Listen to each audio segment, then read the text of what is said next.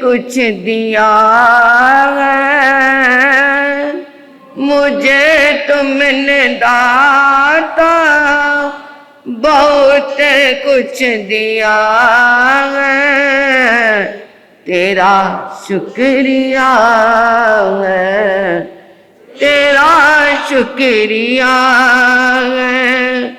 लिया कुछ नहीं बस दिया ही दिया है, लिया कुछ नहीं बस दिया ही दिया है, तेरा शुक्रिया है, तेरा गुरुवर मेरे करूं क्या मैं अर्पण, ये जीवन ही मेरा तुमको समर्पण, ये जीवन ही मेरा तुमको समर्पण। बिंदु को तूने सिंधु किया है, बिंदु को तूने सिंधु किया है, तेरा शुक्रिया है।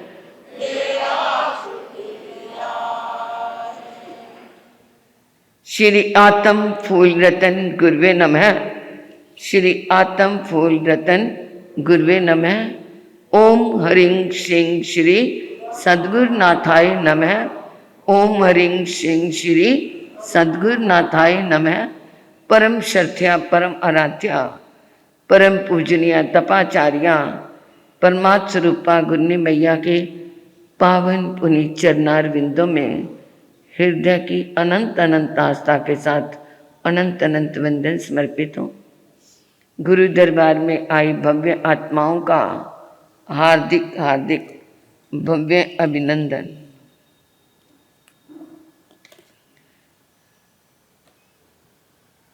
अभी आप जिनेंद्र भक्ति के बारे में सुन रहे थे। एक साधक या एक श्रावक, एक उपासक या आराधक, उसका सच्चा गुण क्या है? श्रावक बनने के लिए, साधक उपासक या आराधक बनने के लिए उसे क्या करना चाहिए? क्या करना चाहिए श्रावक बनने के लिए? माला फेरनी चाहिए।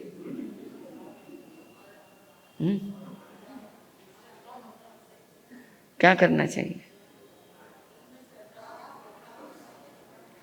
उसके लिए हमारे उत्तराध्यान सूत्र में भी और वैसे सभी आगमों में आता है, 4 सूत्र दिए हैं। जिन व्ययन मनोरथा, जिन व्ययन मनोरथा जन करंती भावेन अमला असंकलिता ते हुंती परित संसारी। सबसे पहला सूत्र, जिन वचनों के प्रति अनुराग भाव हो। जिन वचनों के प्रति अनुराग भाव हो। अनुराग भाव, विश्वास, प्रेम, श्रद्धा, लगन, जिन वचनों के प्रति क्या हो? सच्ची लगन हो, अनुराग भाव हो, उसे जिन वयन मनोरथा कहते हैं। और जिन वचनों में जिनेंद्र कौन? उन्होंने अकेले पार्श्वनाथ भगवान या शांतिनाथ भगवान या आदिनाथ भगवान या महावीर भगवान नहीं कहा। उन्होंने क्या कहा? जिनेंद्र भगवान के जिन वचनों में जो जिनेंद्र भगवान की वाणी निकली हुई है, जिन्होंने अपने केवल ज्ञान से देख करके जिस वचनों को निकाला है, हम आज जो बोल रहे हैं उसे प्रवचन कहते हो ना आप। प्रवचन कहना नहीं चाहिए, प्रवचन हमारे नहीं है। प्रवचन तो किसके होते हैं? प्रमुख वचन, वो प्रवचन, वो जिनेंद्र भगवान की वाणी को प्रवचन कहते हैं। हम तो व्याख्यान करते हैं, उस वाणी को क्या करते हैं? व्याख्या दे देते हैं। हमारे अंदर क्या ताकत है कि हम उनकी वाणी को भी व्याख्या दे सके? हम तो दोहराते हैं। हम ना प्रवचन कर सकते हैं, ना व्याख्यान कर सकते हैं, केवल उस वाणी को क्या कर सकते हैं? दोहरा सकते हैं। जहां कहते हैं ना प्रवचन, वहां समझ लो हम जिनेंद्र भगवान की वाणी की क्या कर रहे हैं? आशाधना कर रहे हैं। क्योंकि उनके वचन, उन्होंने तो अंदर में जो देखा, 3 लोक 3 काल को उन्होंने जाना। ऐसे देखते थे जैसे हस्तामलकवत, हाथ में रखा हुआ आंवला दिखाई देता है, ऐसे उनको सब कुछ दिखता था। और हमें लाइट बंद हो जाए ना, कमरे में अंधेरा हो जाए, तो ये कुर्सियां पड़ी भी नजर ना आए। घर के अंदर उसी कमरे में हजारों बार निकले होंगे, परंतु एकदम लाइट चल जाए तो सोफे के साथ टकरा भी जाते हो। इसका मतलब क्या है? हम उनकी बराबरी कर सकते हैं? उन्हें तो ना दिन का पता है ना रात का पता है, उन्हें तो हर टाइम ही वो अपने ज्ञान से देखते ही हैं। कब उनको दिखना प्रारंभ हुआ? जब वो देह से ऊपर उठ गए। जब तक हमें देह की आसक्ति है, देह से संबंधित उपकरणों की सामग्री के प्रति हमें क्या है? आसक्ति है, तब तक समझ लो हमें सच्चे रूप में हम जिनेंद्र के उपासक बने ही नहीं हैं। समाइक भी करनी है या पोषद भी करनी है, तो उसके लिए भी क्या चाहिए? क्या देखते हैं? उसकी मुंह पत्ती बहुत अच्छी है, मेरी मुंह पत्ती ऐसी नहीं है। मतलब वहां पर भी क्या आ गई? आसक्ति आ गई। तो वहां फिर हम समाइक में क्या साधना कर पाएंगे? कर पाएंगे जब तक हम देह में बंधे हुए हैं, तब तक हम जिनेंद्र में बंध नहीं सकते। आज उपवास है, घर में क्या बन गया? कोई अच्छा पकवान बन गया, खा सकते नहीं, मन में आ गया आज ही बनना था, तो वहां पर ही समझ लो हमने क्या कर लिया? वहां पर एक योग लगा दिया भोजन का। क्या लगा लिया? मनोयोग। और फिर क्या कहते हैं? थोड़ा सा रख देना फ्रिज में, कल में पारना इसी से कर लूंगे। करती हैं, ये सच्ची बात है। फ्रिज में रख देना, कल को इसी से ही पारना हो जाएगा। मन भी लग गया, वचन भी लग गया। घर में क्या है? कोई नहीं है तो उठा के खुद भी तो क्या लग गया? काया का भी योग लग गया। फिर उपवास। उपवास का मतलब क्या होता है?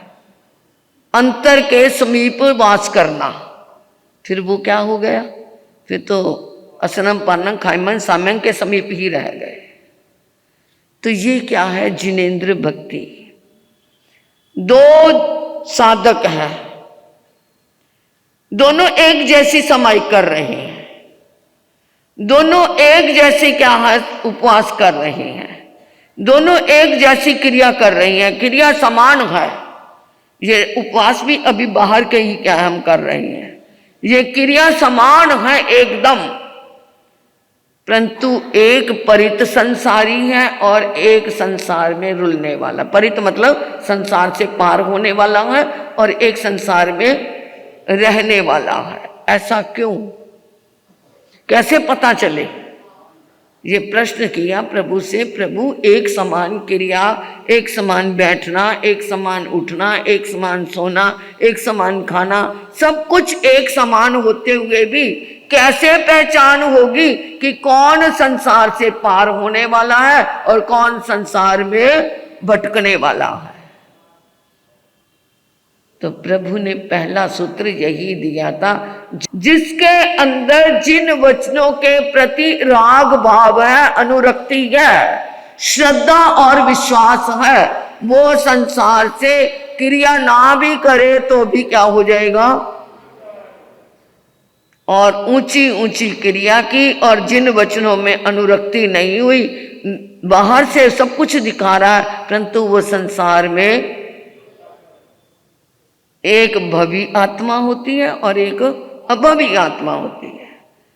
आपने बहनें तो बनाती हैं, भाइयों को भी पता होगा, उड़द बनाते हो ना, है ना, एक ही बर्तन है, उसमें पानी है और आग भी समान दी है, परंतु उन उड़दों के अंदर कुछ उड़द ऐसे होते हैं जो क्या नहीं होते, पकते नहीं है, गलते नहीं है, सीजते नहीं है। नहीं सीजते ना, क्यों नहीं सीजते? समान पानी मिला, समान आग मिली, समान क्या है, उनको सब कुछ मिला, बनाने वाला भी वही है, उसके दिल में भी कोई फर्क नहीं, फिर भी वो सीजे नहीं, क्योंकि वो अंदर से क्या है, कड़क है। उनके अंदर ना तो वो आग गई, ना वो पानी गया, ना ही वो क्या है, उसके अंदर वो सीजने की शक्ति आई। तो इसलिए उसे क्या कहते हैं, उसे उन शब्द, उनको जो नहीं गलते उनको क्या बोलते हो? हमारे उधर तो कोड़कू मोठ बोलते हैं। कोड़कू मतलब जो गले ही नहीं, सीजे ही नहीं। कई बार कहते हैं ना, अरे इस पे तो कोई असर ही नहीं होना, ये तो कोड़कू मोठ है, ऐसा बोलते हैं। कितना प्रवचन सुन ले, कितना ये समाइकें कर ले, परंतु इसके अंदर तक तो जाना नहीं, ये कोड़कू मोठ है, यानी ये सीजने वाला नहीं है। इतना कुछ होने पर भी वो जो क्या है, संसार से पार नहीं होता, क्योंकि वो बाहर तक ही है, अंदर तक उसके गया नहीं। एक बार मीरा, 2-3 मिनट की बात है, मीरा भक्ति में गा रही थी, एकदम भक्ति में मस्त होकर के गा रही थी। जो आया वो कृष्ण को समर्पित कर रही थी और गाती जा रही थी। वहां पर एक गायक बैठा था जिसे सुर और ताल का बहुत ज्ञान था। कहता ये क्या, ना कहीं सुर मिल रहा है, ना कोई ताल मिल रही है, ना कोई राग है, ना कुछ है, कौन से ये राग में गा रही है? और उसने उठ के ना, जहां मीरा गा रही थी उसके सामने लिख दिया, राग में गाया करो। किसमें? राग में गाया करो, यानी तरज से, राग से गाया करो। मीरा ने अपनी भक्ति उसकी पूर्ण हुई, आंखें खुली तो सामने देखा कि राग में गाया करो। मीरा ने लिख दिया, अनुराग में गाया करो।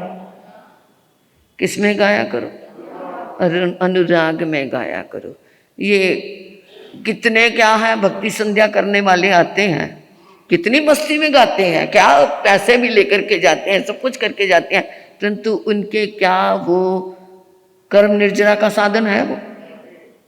वो तो केवल एक क्या है, प्रोफेशन है, प्रोफेशनली चल रहा है।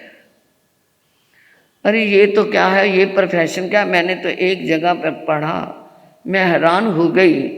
एक किसी ने अपना धंधा खोला हुआ था कि जिनके क्या है, घर में कोई मर जाए और मर जाने के बाद उसका क्रियाक्रम करना, उसके लिए लकड़ियां लाना, उसके लिए कफन करना, उसके लिए क्या है, उसको 4 उठाने वाले भी चाहिए, 20 रोने वाले भी चाहिए, और वहां पर शमशान में जाकर के आग लगाने वाले भी चाहिए, और बाद में उसके उठावनी के लिए भी। तो उन्होंने धंधा खोला हुआ था। वहां पर वो एक बूढ़ा बूढ़ी बेचारे, जिनका बेटा बेटी तो बाहर विदेश में चले गए, कोई था नहीं, तो उनके पास गए। कहते हम मर जाएंगे कैसे? कहते जी अगर तो तुम्हें केवल क्या है यहाँ से ले जाने के लिए चाहिए तो 4 जने हम दे देंगे, और उनके कफन का उसका इतना पैसा लगेगा, और अगर तुम्हें साथ में दिखावा भी दिखाना है तो हमारा आपको जितने मेंबर कहोगे, 50 कहोगे, 100 कहोगे, 20 कहोगे, 10 कहोगे, उतने दे देंगे, जो साथ में रोने का क्या करेंगे? ये भी होता है। मैं तो सुन के दंग रह गई कि देखो ये क्या, इसके लिए इतने पैसे लगेंगे। और शमशान में जाकर के जो आग लगाने के लिए वो मटकी भी लेके जाते हैं ना पानी की, पता नहीं वो गिराते हैं। मैं सच बताऊं, मैं 72वां साल मेरा चल रहा है, मैंने आज तक किसी को मरते हुए नहीं देखा। मैंने आज तक किसी को मरते नहीं देखा, क्योंकि परिवार में छोटी थी तो देख सकती थी, परंतु सब क्या गुरु कृपा से बड़ी बड़ी उम्र में होकर के गए, और गए भी कब, जब मैं इधर आ गई। बड़े परिवार था, बड़ा लंबा चौड़ा परिवार है, परंतु मेरे इधर आने के बाद सभी क्या है, जो भी मरा मरा मरा मरा मर गए, परंतु मैंने किसी को मरते नहीं देखा। ये भी क्या है, पुण्य है। तो ऐसे वो मैंने धंधा सुना, मैंने कहा अरे वाह, आजकल तो ये क्या है, उठावनी भी क्या है, क्रियाक्रम भी करवाना है, ऊपर क्या है, जो दुशाला भी कहते हैं हम डाल देंगे, उस दुशाले के पैसे अलग से लगेंगे। ये आजकल ये धंधा चल पड़ा है। तो ये उसने, मीरा ने कहा राग में नहीं अनुराग में गाया करो। तो जब हम प्रभु वचनों के प्रति अनुराग भाव ले आएंगे, तब जाकर के कर्म निर्जरा हमारी हो जाएगी। क्योंकि वैसे तो कोई ऐसी जिंदगी नहीं कि जिसमें समस्या ना हो। जिंदगी में कोई ऐसा नहीं जिसकी जिंदगी में समस्या ना हो, और ऐसी भी कोई समस्या नहीं जिसका समाधान ना हो। हर चीज का समाधान हो सकता है, परंतु इंसान के अंदर क्या है, एक जागने की जागरूक अवस्था आनी चाहिए। तो समय हो गया है 3:30 बजे शिविर की सूचना है कि दोपहर को 3:30 बजे समोरिहंतानंग नमो सिद्धानंग नमो आयरियानंग नमो विजयानंग नमो लोय सब सामनंग चैता बारंबार संचक्वेटी मिहेडियो संति संति करे लोय पत्तो गए मनुत्रंग श्री चतारी मंगलम मरिहंता मंगलम सिद्धा मंगलम साहू मंगलम केवलिपनता दम्मो मंगलम चेतारी लुगुत्मारी हंता लुगुत्मा सिद्धा लुगुत्मा साहू लुगुत्मा केवलिपनता दम्मो लुगुत्मा चित्तारी शरणम पब्जामे रिहंते शरणम पब्जामे सिद्धे शरणम पब्जामे साहू शरणम पब्जामे केवलिपनत्तो दम्मो शरणम पब्जामे अरिहंता जी का शरणा सिद्धा जी का शरणा साधु जी का शरणा केवली कृपया धर्म का शरणा। ये 4 शरण दुख